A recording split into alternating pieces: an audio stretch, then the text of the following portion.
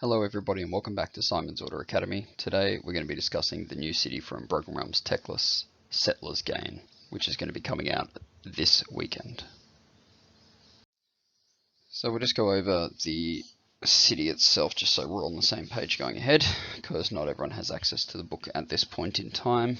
So by taking Settlers Gain, you have to be cities of Sigmar Battletome, and you get to choose Settlers Gain as your city when you start to make your army.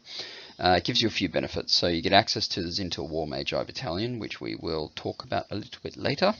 So the army must be from Hish, as per the In the Land of Enlightenment trait. This also gives you access to the Hish relic, which is, or artifact, which is the CRE True Blade, which is reroll hit rolls of 1 in melee. Lumineth Tutors means that you get 1 extra free guild or collegiate arcane hero having an artifact in your army. So just by taking Settlers Gain, you get access to 2 artifacts, and your collegiate arcane wizards also get +1 to all of their casting rolls.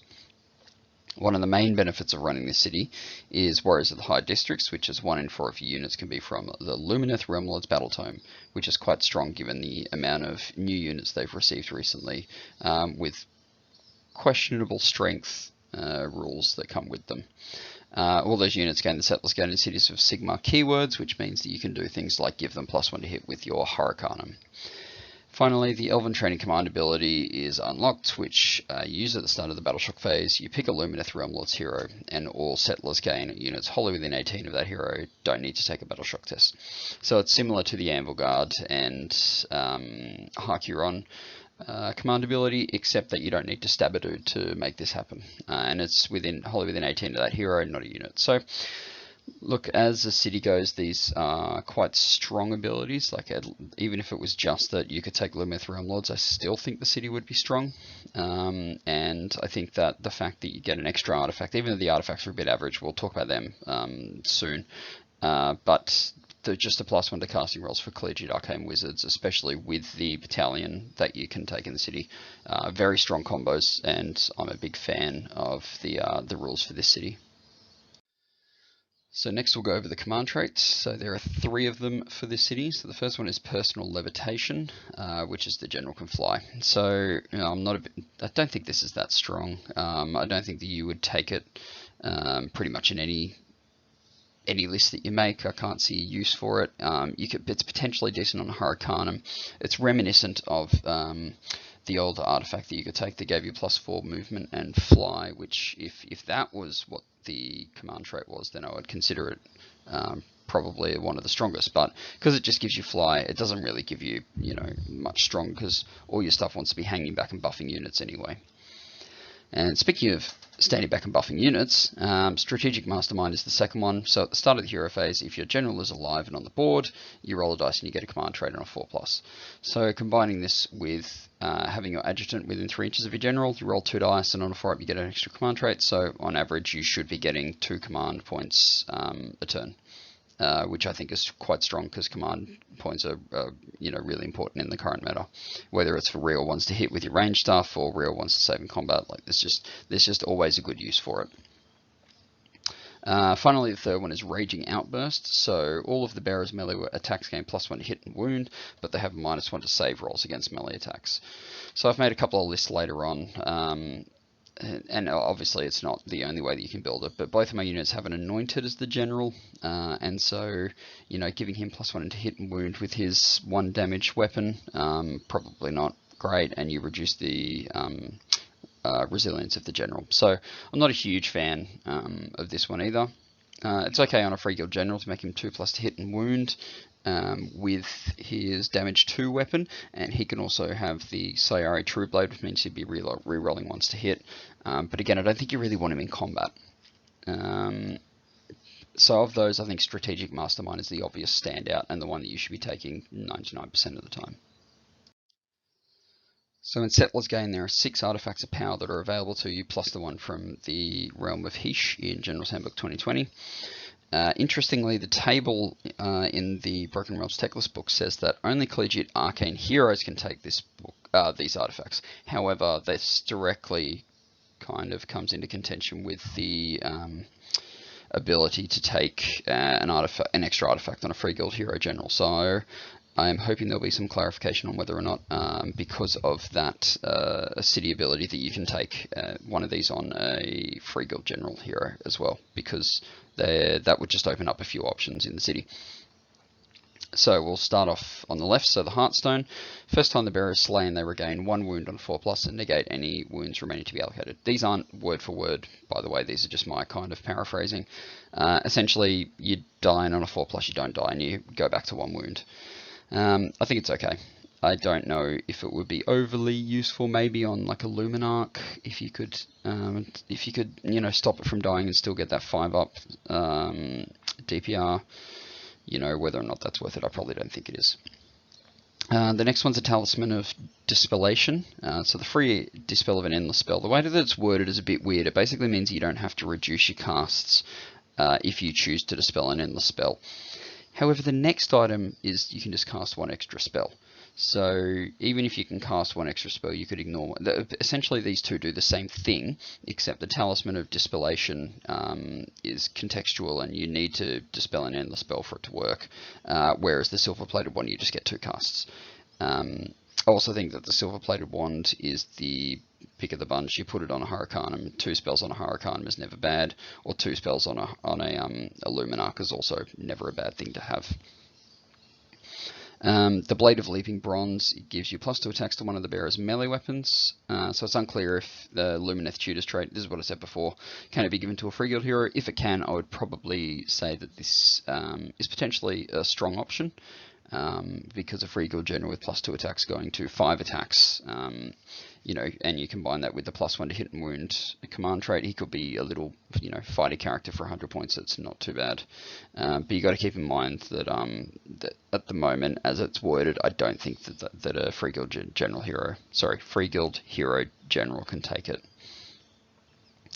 The 5th one is the Amulet of Haste. So after the bearer has run, they can still charge on a 2+. We don't really take, you know, many combat characters in Cities of Sigmar, and this city definitely doesn't seem to encourage it. And so I think that I wouldn't be taking that in the gross majority of my lists. And then finally, the Stone Spirit Armor, so a 6+ after save, and then a 5+ spell ignore, which is not horrible if you were running the city and you weren't taking the Battalion, which I think is a mistake. But if you weren't taking it, this might be a nice little item to take on your Hurricanum, which should be in every list anyway, and just gives you a few more options. But I still think that the first pick should always be the silver-plated wand, pretty much just because you get an extra spell on a Hurricanum or a Luminarch, seems good. And then, you know, your second item, depending on what it is, if you've got a free guild general hero, I think the Blade of Leaping Bronze is not a bad idea. Or if you're taking, you know, the Heartstone is probably also not a bad option. So it'd be between the two of those, depending on what was in the rest of my list. So the spell lore, we get 3 spells in addition to Arcane Bolt and Mystic Shield that everyone knows. So the first one is Drain Magic. It's a casting value of 6.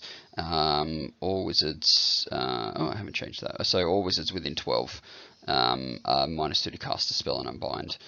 So people are decrying this because they think that it's shit. Look, I think it's alright if you're being aggressive and you're pushing your wizards up. You can cast this as your your last cast of the turn, and basically, you know, let's say that you've got a unit of it's the Hurricanum up behind your melee unit.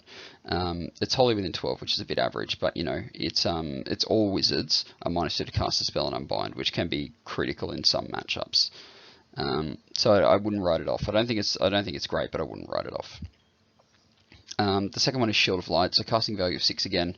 A unit wholly within 12 of the caster gets a 6+ DPR. It's fine. Like, it is what it is. A Rune Lord can give this to any dispossessed units on a 2+ instead of rolling it on a 6, so his odds are much better. Yeah, I don't know if I'd be taking this. I think I'd just take the Battalion and get the Luminarch to give you a 5+ after save. And then finally Illuminate. So I am a big fan of this spell. So it gives your entire army +1 to hit with missile weapons against a unit within 12 of the caster. So just ignore the within 12 of the caster, because I think a lot of the time you're going to be taking an Umbral Spell Portal, which gives you unlimited range on this essentially. So +1 hit against missile weapons against a unit anywhere on the board seems good. I'm quite a fan of this. The Hurricanum should be buffing most of your things anyway, but you know, if you can tag a hero with this, it effectively negates Lookout Sir. And so I think that when I play Settlers Gain, I think I'm going to take Illuminate on at least one of my wizards, if not build in some redundancy and take it on both. But then I think that Drain Magic is a close, well, Drain Magic deserves some consideration. I don't think I'd be taking Shield of Light. So I've mentioned the battalion a few times, so let's finally get to it. So the Zinto War Magi Battalion costs 140 points. The requirements for the battalion are 1 Hish Battle Mage on foot, 1 Luminarch without a mage, and 1 Hurricanum with a mage. All obviously need the Settlers Gain keyword. The bonus that you get from taking this battalion is that the Luminarch's Aura of Protection gives a 5+ DPR instead of its regular 6+, and you get to reroll the dice to do mortal wounds with Serum Beam of Light. So I think it's good. 3 of your heroes, it's going to, you know, drop your, well, it's going to reduce your drops for things that you basically already are going to want to take in the city. It gives a good bonus in the DPR. The reroll the dice to do mortal wounds, it is what it is. Like, it's on a 2+ to begin with, so, you know, if you're trying to tag a single hero and you roll that 1, it's often fairly devastating. You get a reroll this, so it's fine. You know, I really wish that Luminarchs were as good in Age of Sigmar as they are in Total War, but that's a completely point differently. The battalion, I think, has, so people describe, you know, a battalion having tax, so it's like, you must take this unit to get the benefits of all these other things. I think you want to be taking all the stuff in the battalion anyway. The majority of my list these days have a Hish Battle Mage on foot, and they have a Hurricanum with a Celestial Battle Mage on top. To add to that battalion, to make the battalion legal, you just have to take a Hurricanum, and it gives you a good reason to take the Hurricanum, and so I'm actually quite a fan. So you get an extra command point, which is good, especially if you're going to be taking, you know, starting the game with a command point is good, because if someone makes you take a battle shock, you've got a CP to make you guys stick around, basically. The artifacts themselves, to me, are a bit underwhelming in the city, because if you take, in the battalion, the Battle Mage on foot is actually a named character, so he can't have an artifact, and the Luminarch, you're not allowed to have a character on it, so you're essentially only taking one character that can get an artifact. So in a lot of my lists, it's actually, you know, you're going to be taking the Realm of Hish artifact, which is a bit shit, if we're being perfectly honest. That's going to be your extra artifact. So, you know, I think that the battalion's worth it even without the extra artifact, because you get the command point and you get a really good bonus on the Luminarch. So my feelings on the city itself. So any new city is good. We seem to be getting spoiled with this Broken Realms kind of stuff. We just get a new city each book, seemingly. So I'm a big fan of that. It gives more options. It obviously makes me have to buy more models, but that's, you know, that's a side effect of playing this game. You can never have enough models, right? In all the lists that I've made so far, I've always included the battalion, just because I think it brings so much to the city, and it's good for its points, and it makes me take a Luminarch, which I've wanted to play forever. So I'm glad that I've got that option now. The only exception to this, I think, is when you're playing Techless, because the 5+ DPR that the Luminarch gives, Techless has on his War Scroll. And I think that he can sit behind and play a similar role, basically by taking out the battalion and the...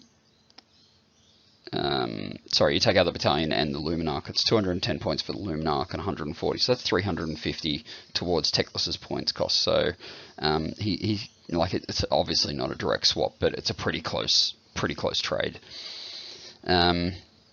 I think that because it's got a heavy focus on Collegiate Arcane Wizards, it obviously competes with Hallowheart. In a direct comparison, I think because Hallowheart's spell lore is just so much better, you have so much more options, and every single wizard gets an extra cast as opposed to just a one, and you know, you can make all of them plus at least 1 to cast. That's the thing, like, it's not just everyone's plus 1 to cast, it's at least 1 to cast when you take Mortal Wounds on that Hurricanum. I think that Hallowheart is still the stronger list. However, you get +1 to cast on the wizards in this list without having to spend a command point or to take wounds on anything, which I think is strong. And I think that the benefits of taking the battalion with the mages is also, quite significant, and I think it puts it up there, to be perfectly honest. Obviously, being able to take Lumineth is massive. I think that with the addition of the Rue Riders recently, like you've got strong mobile options. Obviously the Fox characters, Severeth and the Spirit of the Wind are obviously very strong. They also give you good mobile options. Because in the list that I play with and the list that I write typically take more of a static role with a bridge or louch on rather than being mobile inherently, which is something that I think that Lumineth offers with Dawn Riders and with the Rue Riders.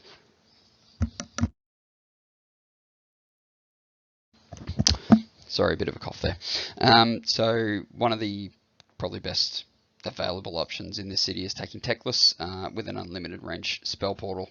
Just means that the the Aura of Searing Light, whatever it is, his AoE spell that comes from the spell portal is just silly, and you can put it anywhere on the board and do it. So I think that if you're going to take Teclis, you take the spell portal, and that's a no-brainer inclusion. There's essentially just lots of options. They're going to require a lot of play testing to figure out the strongest combinations possible. Obviously, anything with +1 to hit is always fun. I think that there is a role for. I've made so many lists now, but I think there's a role for Avalanor in the city. I think that there's obviously Teclis easily slots in. I think Wardens are a good option. Because they essentially compete with Phoenix Guard. When you've got that 5+ DPR, you can compare the two units, and the melee output of the melee output of the Wardens is better than the Phoenix Guard, obviously due to the mortal wounds. And if you can get off Power of Hish as well, like that's incredible. And then the Sentinels give you ranged shooting that kind of surpasses anything that we have available to us outside of rocket batteries in cities. To answer the question, is it viable? Yes, it is definitely a viable city, and I think it's going to be super fun to play as well. So after my previous video, a lot of people were asking for me to make some lists, including the thing that I talk about in the video, which I think is fair enough. So I've put two lists up here. They're both kind of similar, just with one thing swapped out for another thing. They both have the battalion to kind of harp on about the fact that I really like the battalion. I think it should be in most lists that you make with this. So the first one on the left is all cities units. There are no Lumineth units. This is basically just it's essentially just porting over my Hello Heart list, fitting in the battalion, fitting in the Luminarch, and taking out a few things, seeing if it can compete. So it has an impressive balance of magic, shooting, and melee, in my opinion. It's only got 2 mages, but they are casting a fair bit. Both wizards are casting at +2 and +1 to unbind. The bridge brings a little bit of mobility, and also the Iron Drag bridge combo is one of the strongest combos in the game, in my opinion. The battalion is interesting because it gives you a 5+ DPR on the Iron Drags and the Longbeards, which is it's very strong, basically. And I think that it's one of the strengths of this list. So you don't have, because of the points limitations, I haven't taken a Rune Lord, which I typically would like to take with Iron Drakes. And just remember, these lists are they're a huge bit of their infancy. This was the first list that I wrote, and I basically just directly copied it across from Hello Heart. But having a 5-up after save on Longbeards and Iron Drakes, people really try to focus down your Iron Drakes when you're playing against them. Giving them a 5-up after save just makes them, I say so much more, literally 33% more resilient than normal, and so you get much better value out of them.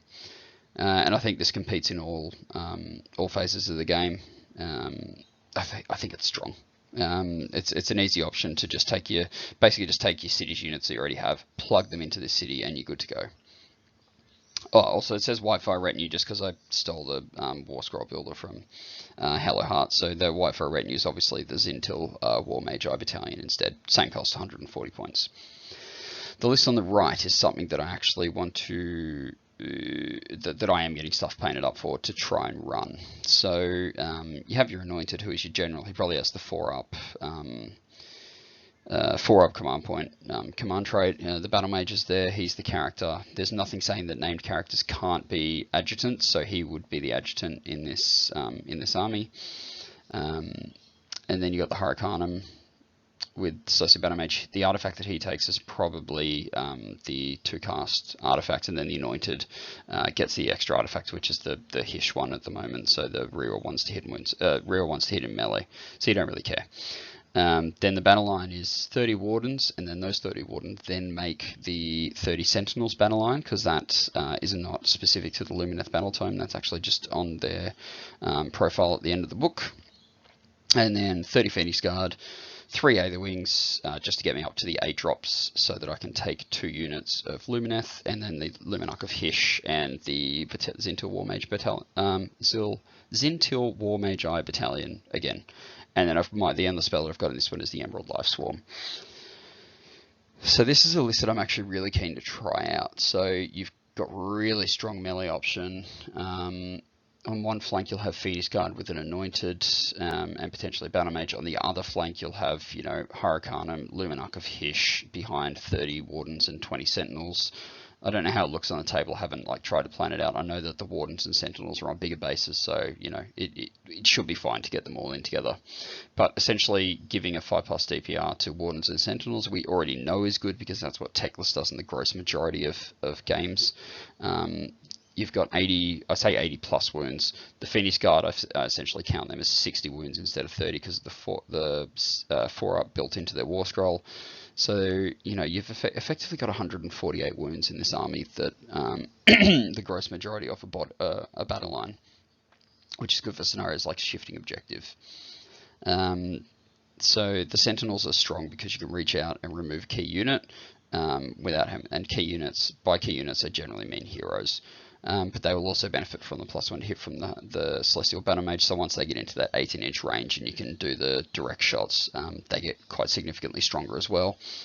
And this list should just be walking up the field 6 inches every turn, or running or shooting, charging. It's going to be up in the middle of the board quite early in the piece. I really like the Life Swarm in this list. I have considered swapping it out for the Twin Stones, and I'm going back and forth between the two. But the logic behind it is that when you bring back a Phoenix Guard with a Life Swarm, when you roll a 1, you're actually bringing back 2 wounds worth, because they got a 4-up after save. And same thing as if you've got a 5-up after save on the Wardens and the Sentinels. Essentially, when you bring back 1 model, you're bringing back 1.3. Is that right? Whatever the maths is, you're bringing back an extra wounds worth, because they've got that 5+ DPR. And also in a pinch, you could use the Life Swarm to heal either the Hurricanum or the Luminarch. And I think you go Luminarch in this list if you're going to heal stuff.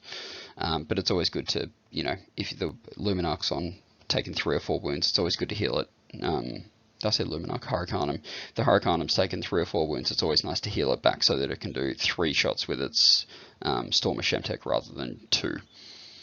And then finally the cons. So the mobility is reduced. Everything still moves 6 inches, but technically the mobility is lower than the other list that has the Soul Screen Bridge. I've tried to mitigate that somewhat with the Aether Wings.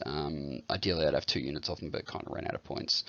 And you're heavily reliant on melee for damage. Your Sentinels and your Hurricanum and your Luminarch, I guess, can reach out and touch characters, but you're not going to be removing units with your shooting. And so you're relying on both the Wardens and the Phoenix Guard to be killing stuff in melee, basically, for you to win the game. So thanks again for watching. If you like the video, click the little thumbs up button and consider subscribing to the channel. Currently, I'm on track with doing 1 video a week, which I think is good for me, and hopefully you guys are enjoying the content. Again, always comment below the video if you want to provide any feedback. You can also reach me on Twitter at Zweihander and I'm basically ready to talk to people about cities anytime and anywhere, because I just love the book, and we're getting updates all the time at the moment. There's 2 more Broken Realms books coming out. Who knows? We might even get new cities in those books. It's an exciting time to be a cities player, and it's an exciting time to be playing Age of Sigmar, especially with Age of Sigmar 3 around the corner. So thank you everybody again, and I will speak to you soon.